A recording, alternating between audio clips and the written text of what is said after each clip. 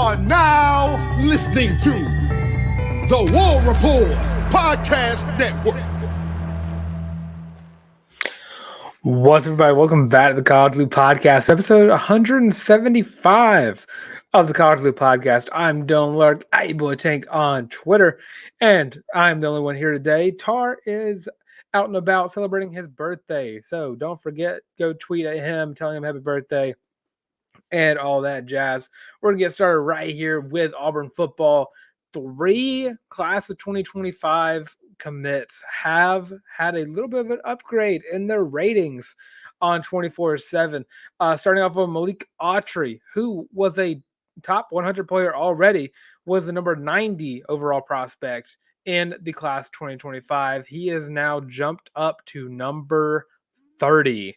And then going to the next guy, Caleb Falk, has jumped from number 119 to number 43 in the country. Just another outstanding jump for Caleb Falk. And the last guy to make that jump into the top 100 is Jordan Crawford, who, out of all of them, this is the biggest jump. 223 all the way up to number 86.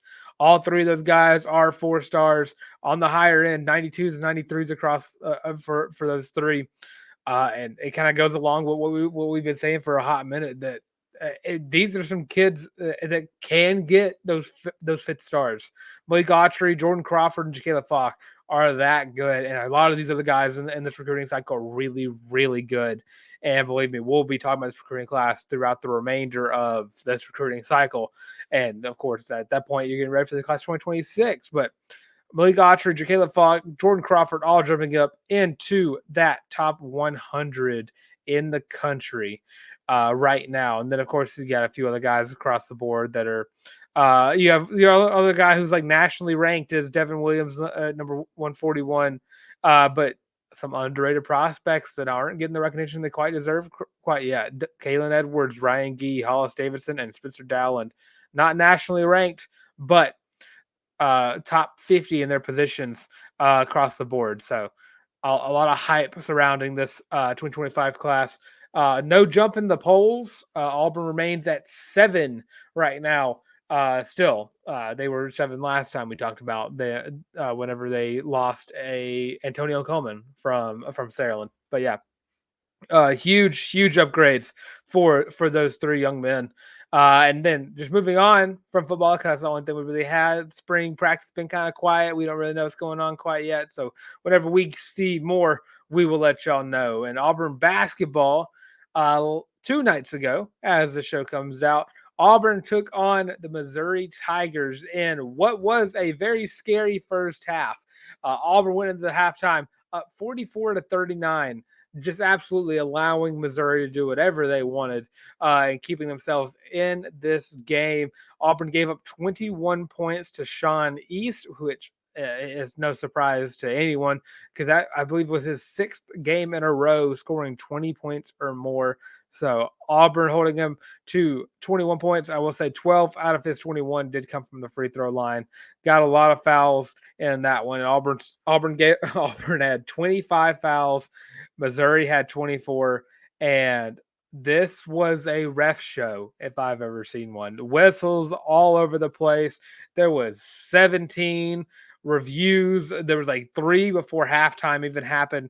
This game probably would have ended at 10:30 instead of 11 if they would have stopped doing so many reviews. It was absolutely ridiculous. But I just from a game standpoint, Auburn had 5 Tigers score in the double digits. And I'd be remiss not to start off with Dylan Cardwell putting up 12 points. And he had 9 up until the last couple seconds of the game where he just absolutely drilled a deep 3. Dylan Cardwell currently 2 for 2 on the season on 3-point shots.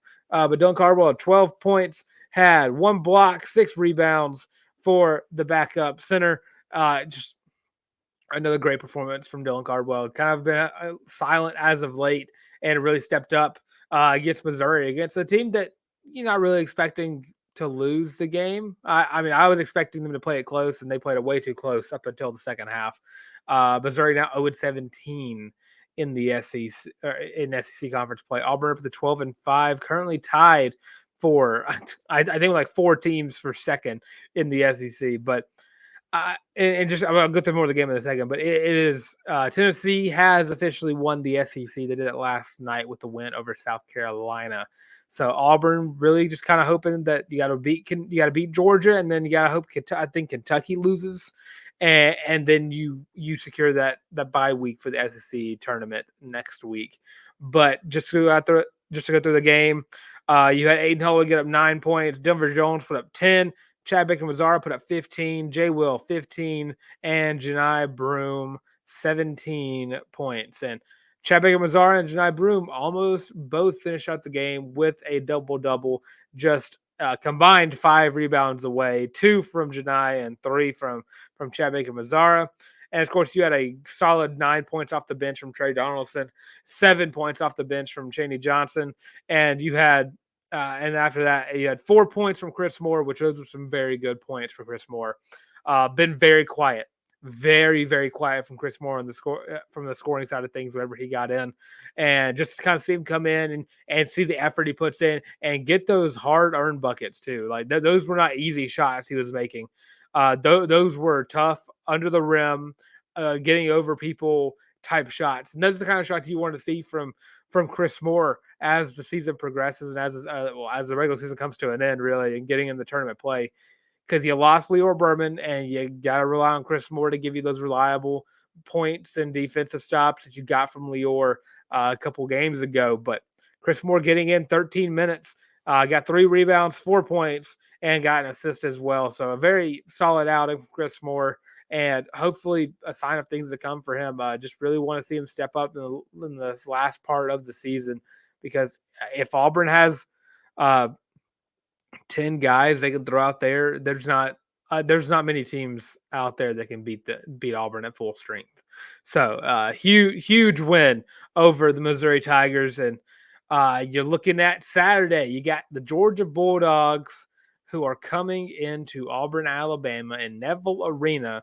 Auburn currently at 94, or really a 95% chance to win this game. Georgia, they've been struggling. And no shocker there. Auburn took care of business last time they played in Athens, but now it's just up to Auburn just to finish it out. You can't look ahead to the SEC tournament. This game is very important to your seeding in that tournament. So Auburn going in and playing a team that is, I believe, 10th or 11th in the SEC right now. Looking at Georgia, they have a couple of guys who are averaging 12 points or more.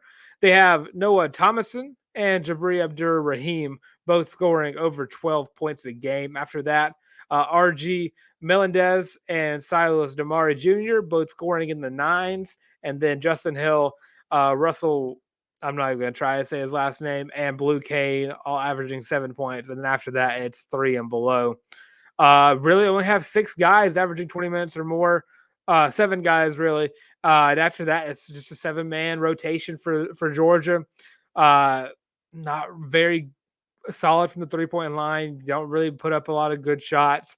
Not really shooting very well. This is a game Auburn should go in and take care of business in. Auburn is taller. They're bigger. They average more, 3 points more rebounds. They average like 10 points more a game. This is a game that Auburn should go in, and especially with it being in Neville Arena, should take care of business handedly. Just everything about Auburn is just better, but I always feel weird saying that, because as soon as I do, I'm just going to go ahead and knock on wood right now, that they find ways to let the team stay in the game. That's what we saw against Missouri 2 nights ago. They let Missouri stay in that game for the entire first half, which is just absolutely abysmal. And I was a little worried whenever the first half ended. And I was like, oh, this is not good. I never saw this team peak, but I don't really like that they peaked without us really knowing, because that's kind of weird. But then they turned it around, and then just the Dylan Cardwell 3 to throw it over the century mark is just going to absolutely beautiful. And I also forgot to mention, that Katie Johnson pass, beautiful, beautiful behind the back pass from Katie Johnson for the assist. But yeah, Auburn, they should handle Georgia. I keep saying it. I feel like I'm going to jinx it, but it's just what should happen. Auburn doesn't like to lose in Neville Arena. They've only done it once this year. You have two of the best big men in the country, best big duo in the country, and of course you had Chad Baker Mazzara coming in, who is earning minutes and I believe getting starting minutes now. You just have a complete rotation now that you can rely on. You know what you are. You have reliability from your players and your bench. This is a team that, when playing together, is a very tough team to beat, and you won't see many losses from this team, and you haven't, especially at home. And again, this is a game, and I don't want to say Auburn has a chip on their shoulder this game, because I don't think that's true. But they do have something to prove. You're currently tied with four other teams for second. Of course, Tennessee won it outright, but you're tied with a lot of teams. And if you want that bye week, if you want that bye for the SEC tournament next week, you're gonna have to beat Georgia, and of course, you might have to rely on someone else to lose this weekend as well. But you really got to beat Georgia. I think Auburn does it. I think they do it. Let's say a score of I'm gonna say 85-72. Auburn Tigers over the Georgia Bulldogs. I just think they get it done. It's as simple as that. And yeah, that's what I have for Auburn versus Georgia this Saturday at, and let me get the times correct, 5:30 p.m. We don't do 8 o'clock tips anymore. Please, for the love of all things that are all holy, can we please ban the 8 o'clock tip-offs? They are the absolute worst things in the world. I would say an 8 o'clock tip-off is worse than like the 9 o'clock kickoffs for football. They just it just sucks. They're so bad because it's March. Everyone's got to work. You just it's a Wednesday. It was a Tuesday that this game happened on. And like why are we playing at 8 o'clock at night? Why are we doing this? Why is it happening? Please ban 8 o'clock tip offs. Ban them. Ban them. They're the worst. They are absolutely terrible. But nonetheless, Auburn got the dub, and I think they get the dub on Saturday leading into SEC tournament play. And before I get to women's basketball and how they're going to go into their tournament play, I'm going to go ahead and let y'all know that if you are listening or watching the show right now, thank you so much. No matter which platform you are listening or watching on, we applaud you for checking out the show. And of course, if you're hanging around, make sure you like, comment, subscribe. Leave your predictions on Auburn versus Georgia. Leave your thoughts on the class 2025, receiving some major upgrades in their rankings as well. And of course, make sure you subscribe. We're getting so close to 800 subscribers now that we are just so excited. We're trying to have a race. What happens first? Does the College Loop get the 200 episodes? Or do we get the 800 subscribers first? So it's a nice little race. Whatever side you want to vote on, just subscribe. And then we'll have a nice friendly competition for it. And of course, if you're looking for other ways to support the show, we have merch. If you go to thewarreport.com, go to that nice little shop over there, you will find yourself a College Loop Feeling Loopy, the War Report Podcast Network branded t-shirt that's going to come in 5 different colorways. There's navy, there's black, and there's gray. And there's a few versions of each one. It's only $25, and believe me, that is the most comfortable $25 you were ever going to spend in your entire life. Again, this shirt is constantly in the washer and dryer for me. It's constantly in those cycles because as soon as it's clean, I just want to wear it. And it's 100% guarantee. We've gotten several people saying that it is the most comfortable shirt they've ever worn, and you can just ask anybody. Some of our loyal supporters have announced that this shirt is very comfortable. James Barnett and Chris Causey both, the premier sources in merch world. So go check out those shirts. And of course, if you don't want to type in thewarreport.com, completely understandable. You should already have favorited it anyways. There's a link in the description below that will take you directly to the shirt. So, without a doubt, the most comfortable shirt you're ever going to wear in your entire life. And now to Auburn women's basketball as they prepare for the first game of the SEC tournament for them. They got to miss out on the first day because they are a 7 seed taking on the number 10 seed in Arkansas. And this is going to be a revenge game of sorts for Auburn because Auburn had an embarrassing loss to Arkansas earlier on in the season. Like they should have handled Arkansas earlier on, lost 74-72 because they gave up 30 points in the third quarter and just absolutely cost them. I honestly, we've been talking about this game all week. We've already previewed it. If you haven't seen it, it's on the previous episode. I'm going to go ahead and give my predictions for this game. I think Scott Grayson's going to ball out. And in case you weren't aware, Scott Grayson, first team All SEC. She is the premier scorer for this team, and is going to be the workhorse in making sure that Auburn stays in every single game here on forth. I think Auburn handles Arkansas. I think they're going to start as soon as that game's over with. They're going to get ready to start preparing for LSU the next day. I think Auburn wins. I want to say 65-58. I know it's not really handling, but I'm just trying to make a smart prediction here. Yeah, I think Auburn's going to start preparing for LSU. I hope they're not looking ahead because I definitely think they are a better team than Arkansas. But you just got to get this win. It's so important for Auburn to get this win because I know Auburn is already. I don't want to say they've already clinched one because you never know. But if they're not in, it's rigged. I will say that I will be tweeting out if Auburn women's basketball misses the NCAA tournament, I will be calling it rigged, and I will sue. It will happen.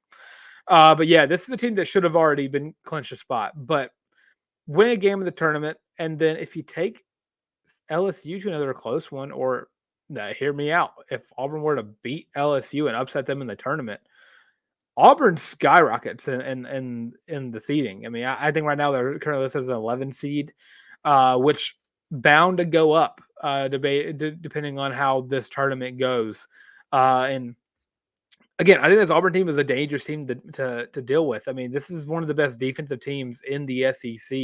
And you combine that with the fact that you have Scott Grayson averaging 18 a game. You have Jemima Mingo-Young and Taylon Collins who are averaging almost double digits a game and are offering reliable defense and rebounds and everything of the sort that they are able to do. I mean, there are 4 or 5 players on this team that are averaging at least a steal a game. This is a hard-nosed, defensive-minded team that has players on that can score like off of a whim. So this is a dangerous team to mess with. And honestly, if there was a Cinderella for the SEC tournament, it's Auburn. I know you don't really get those from 7 seeds, but that's just how good defensively they are. So I think Auburn beats Arkansas. I think they start preparing for LSU. I don't know how likely they are to beat LSU, but if it happened, I would not be surprised. And then, of course, after that, you'd have. I'm just going off the highest seeding for this. I would say it would be Ole Miss, and then it would be, of course, South Carolina in the championship because I don't know exactly who is going to beat South Carolina this year. I do not think anybody's beating them. They are that freaking good. So yeah, Auburn could be a Cinderella team to look out for, but I do think they start off by beating Arkansas tomorrow, or not tomorrow, today as the show comes out. That is going to be today at 5:00 p.m. And of course, Greenville, South Carolina, with the SEC tournament. So huge shout out to Coach Jay for getting them past day one. And it's going to be another huge shout out to her as well whenever Auburn is playing in late March this time around. And then to round out, we got Diamond Sports going on. We had a game yesterday. Auburn took down Air Force 8-4 in another outstanding showcase for one Connor McBride, who has outstandingly proved himself as a reliable and really, really good midweek pitcher. Had 4 strikeouts. So gave up 2 runs. He goes out there and he just absolutely destroys out there. He is a guy who I would not be surprised if he pitches for a weekend series this this year, and if not this year, he's definitely going to be a guy next year to look out for. He has just been so good for the Tigers, and he is just a guy you just gotta. He's just so fun to watch. He just knocks down batter after batter after batter after batter. It is just so fun to watch. So Connor McBride, huge shout out to him. Also had a lot of standout performances as well. You had a nice little 2 home run performance from one Derek Fabian. And then, of course, he had a lot of guys. You had Cooper Black getting his second home run of the season as well. And it was just a nice, fun day of baseball for the Auburn Tigers, winning 8-4. And they will be looking ahead to play the Austin Peay Governors this weekend at Plainsman Park. Right now, Austin Peay doing pretty good record-wise. I think 10-2, if I read that right. Let me check my math on that real quick before I go into their stats, because I don't want to look completely stupid. I know I look stupid sometimes, but I don't want to look completely stupid. 10-2, correct. And they've beaten they've swept Mississippi State. They've beaten Western Illinois. They swept Maryland, Eastern Shore. They beat Gonzaga, and they went 2-1 with, I don't know exactly what school this is, UTRGV. I assume this is University of Texas. I don't know what the R would be, but GV I think would be Grand Valley. I'm assuming.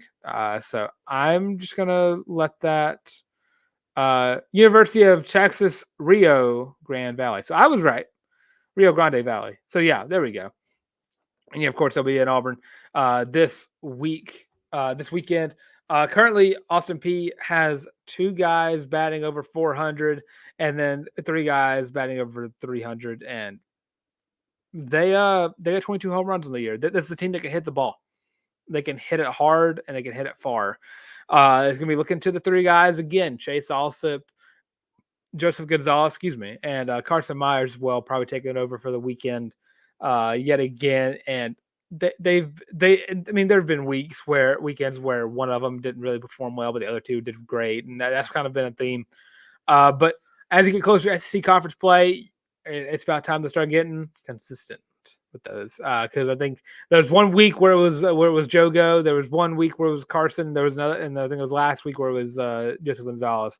So really trying to find a pattern with your guys. So get consistent. I don't think Auburn struggles with Austin Peay. I would like to think they don't at all, just because Auburn baseball is just that good. And it is without mentioning that this is a team that, and I know it's just me saying it, but I know Tarr will also agree. This is a team that we are very high on. Like we are slowly realizing that this team could be good enough to go to Omaha.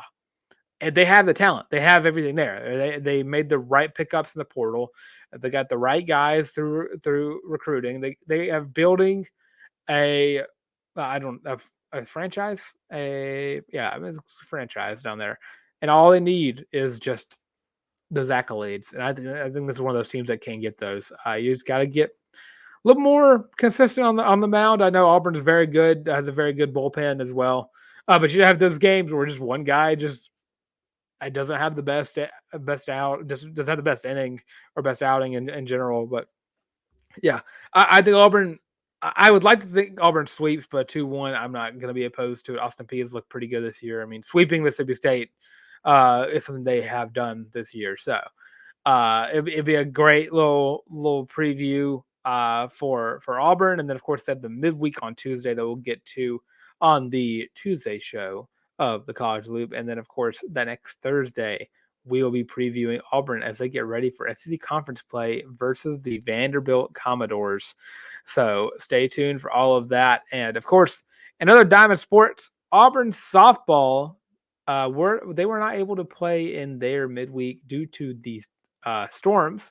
Because guess what? Auburn softball, I assume is going to be playing this weekend. I have no idea. I heard it is supposed to rain. But also, this has just been. I hope it's not. If it's raining in Columbia, Missouri, I just don't know what to do. I think the rain just follows Auburn softball around. So, because it's just so many games have been canceled, and so many games have been canceled. I'm not confident in Auburn's ability to to win this weekend. Missouri has a very good bullpen. They are just top to bottom, probably one of the most talented bullpens in the country, and that's the issue for a team that's been struggling to get on base in a few outings. You get a few consistent hitters and not a lot, but you have I'm trying to count. Missouri has one pitcher who is 6-0 on the year in Sierra Harrison. You have another one who is 7-2 in Lauren Krings, and then you have a couple of girls who are 2-0 in Lily Witten and Marissa McCain, and then you have Taylor Panel with also 1-0. They are currently averaging an ERA of 1.6. So gonna be looking out for that. It's gonna be a pitcher's duel throughout the entire weekend, more than likely, and that's assuming Auburn softball doesn't have any games canceled, which, as it speaks right now, I know I say that a lot because it's just like a running joke at this point. It's just a running joke. Like so I need to see if there is a record for most games canceled in a season, and if there's not one, Auburn broke it. That is my headcanon. Auburn broke it within the first 4 weeks of the season starting. So you got to play games to figure out what you need to fix, and Auburn's not been doing that. I'm not confident in this weekend like I probably would be if Auburn had played all their games and we got a real taste of what they are. But of course, you got the national pitcher of the week from last week, Maddie Pinta, who is just on an absolute tear. Had a perfect game last week. She is just absolutely ridiculous. She is the best pitcher in Auburn softball history, and that is not up for debate. I don't care who you are. I don't care what your opinion is. I do. Comment if you have an opinion on the matter. But Maddie Pinta is the best pitcher that Auburn has ever seen. And I would love it if Auburn were to figure everything out and get your best pitcher of all time, get her a ring of some kind. It's got to happen. And I hate that this year has turned out like it has thus far, just with the constant cancellations and the postponings and just moving all the moving parts going on in the season. But you can't control it. So Maddie Pitt is having a great year. No shocker there. She's going to win a national award for just how good she is. But I just gotta hope and pray that this team is ready. That this team is going to be ready for SEC play after this week. Because after this week, you got Arkansas in Plainsman Park, and Arkansas really good, and really good. Especially hitting the ball. They are really good at that. Very good at that. I don't know. I'm saying really and very a lot. I'm just emphasizing that as much as humanly possible because holy cow. And I guess there's one day I don't have to worry about. Hopefully, knock on wood again. The Maddie Pinta night. But Auburn's still trying to figure out their bullpen. Emma Rolfe has looked good. Milena has looked very good as a freshman. And for Shelby Lowe, just is absolute awesome on the mound. Of course, Annabelle Weidra, Miss Do It All herself is also very good. So I guess you do have the bullpen figured out, but you got to figure out the lineup. You got to get consistent hits. You got to get consistent runs. You got to get consistent everything. Be consistent is the theme of this episode. Consistency is key, as it is always. But yeah, I don't know if Auburn wins this weekend. I'm not opposed to taking one of those games. And because it just bugs me because Auburn's just down so many games that it's impossible to catch back up to the time missed. So I hope the time's been used wisely, and I would love it if they were ready for it and just took on Missouri and took the weekend from them. Especially because you're going to need the momentum going forward, especially next week. But yeah, that rounds out Auburn Diamond sports. And to round out the show, we got Auburn Gymnastics, and they got the 2024 Podium Challenge this weekend or this Friday. So tomorrow, as the show comes out, they have a quad meet with the number 3 team in the country, LSU. They have George Washington and Texas Women's as well. That's going to be going on in Baton Rouge at 6:00 p.m. on, of course, March 8th. So it's going to be a lot of fun to watch. I don't really have a preview for that. because it's so hard to get all the film for that. But LSU was a very good team. Auburn went at LSU earlier this year and did in fact lose, but scored a high on the season in terms of points scored in an away meet. So Auburn chances to upset LSU right before you get into some championships and of course SEC championship as well that'll be going on later in March. But be a huge win, especially if they just finish in second. If this second and they're close to LSU, I'll take it. And it's signs of improvement. They just play your best or perform your best at every rotation, and they've showed signs of being able to do that. But ultimately, I think LSU is very good. Haley Bryant is absolutely ridiculous. She is a monster. She is just absolutely really good at the gymnastics. And no matter which rotation it is, she is good at it. She scored a perfect 10 in like all 4 of her things this year. Yeah, so finishing second, not opposed to it, but finishing first, I would be ecstatic.